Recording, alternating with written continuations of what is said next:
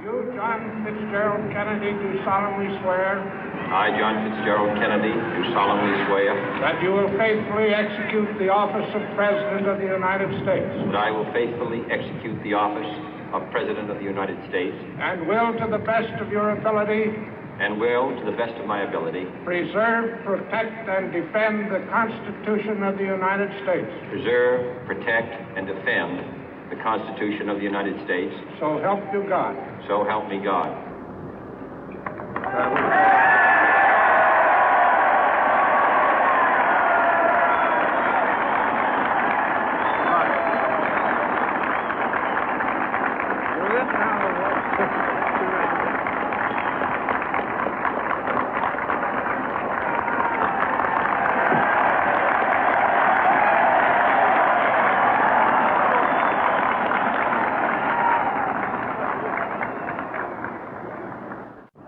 Vice President Johnson, Mr. Speaker, Mr. Chief Justice, President Eisenhower, Vice President Nixon, President Truman, Reverend clergy, fellow citizens.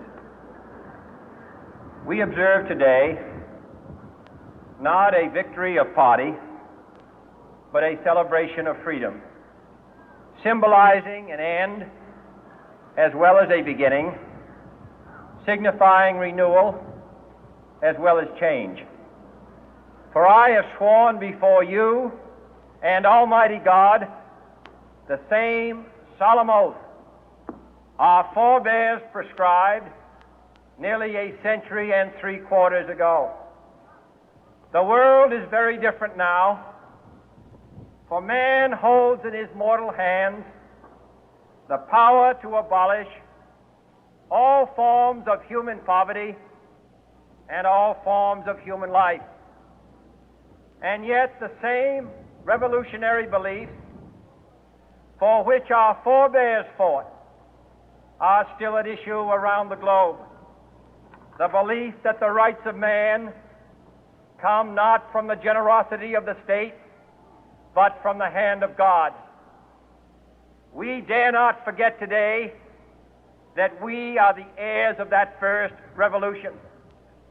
Let the word go forth from this time and place to friend and foe alike that the torch has been passed to a new generation of Americans born in this century, tempered by war, disciplined by a hard and bitter peace, proud of our ancient heritage, and unwilling to witness or permit the slow undoing of those human rights to which this nation has always been committed and to which we are committed today at home and around the world.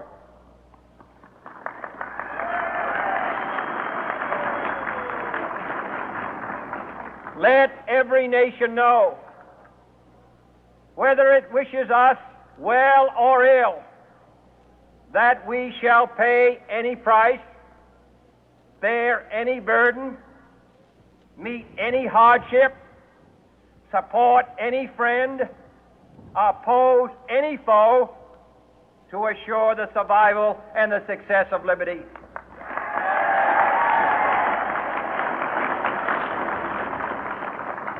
This much we pledge and more. To those old allies whose cultural and spiritual origins we share, we pledge the loyalty of faithful friends. United, there is little we cannot do in a host of cooperative ventures. Divided, there is little we can do, for we dare not meet a powerful challenge at odds and split asunder. To those new states whom we welcome to the ranks of the free, we pledge our word that one form of colonial control shall not have passed away, merely to be replaced by a far more iron tyranny.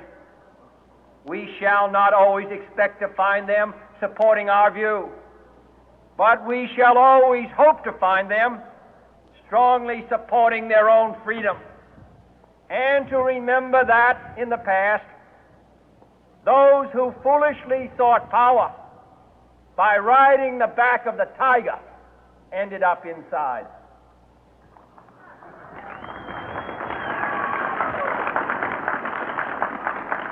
To those people in the huts and villages of half the globe struggling to break the bonds of mass misery, we pledge our best efforts to help them help themselves for whatever period is required, not because the communists may be doing it, not because we seek their votes, but because it is right. If a free society cannot help the many who are poor, it cannot save the few who are rich.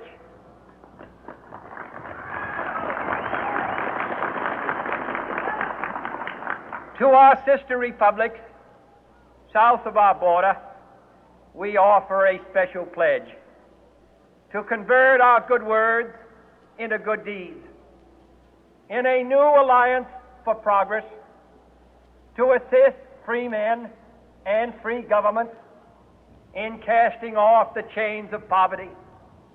But this peaceful revolution of hope cannot become the prey of hostile powers. Let all our neighbors know that we shall join with them to oppose aggression or subversion anywhere in the Americas. And let every other power know that this hemisphere intends to remain the master of its own house.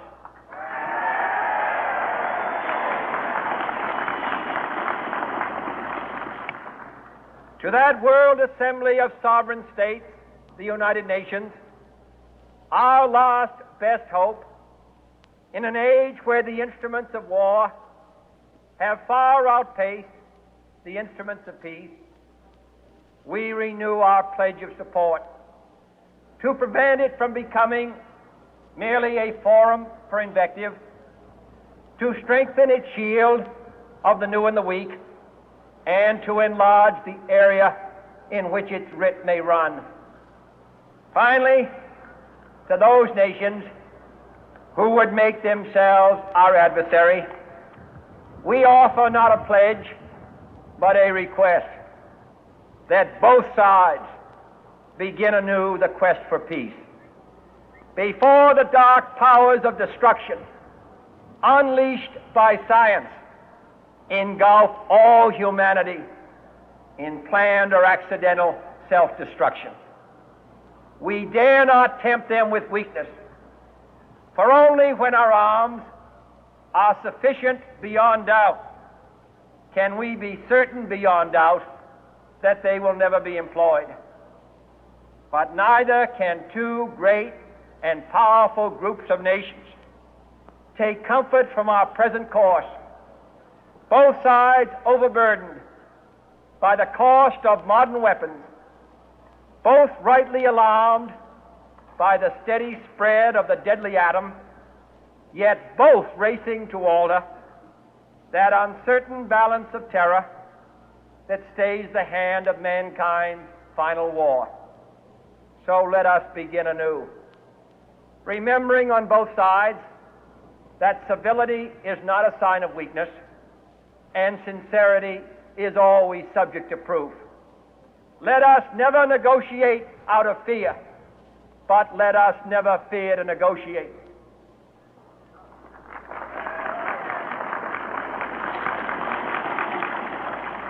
Let both sides explore what problems unite us, instead of belaboring those problems which divide us.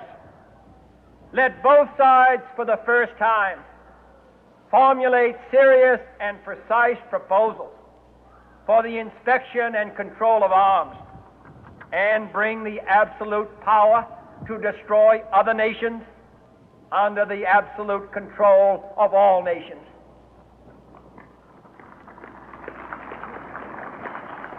Let both sides seek to invoke the wonders of science instead of its terrors.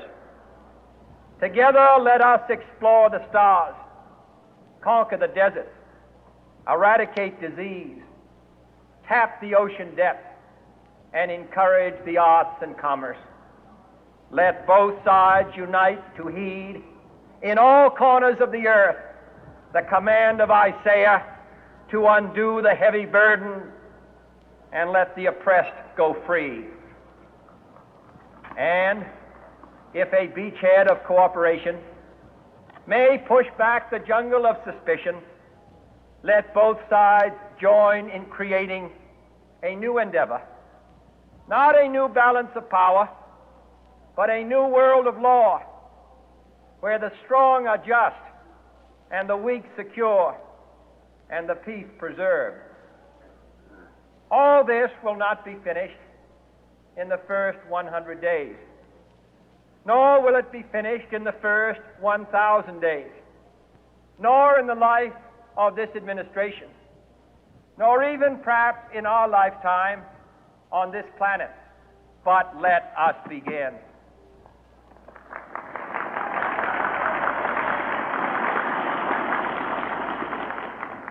In your hands, my fellow citizens, more than mine, will rest the final success or failure of our course.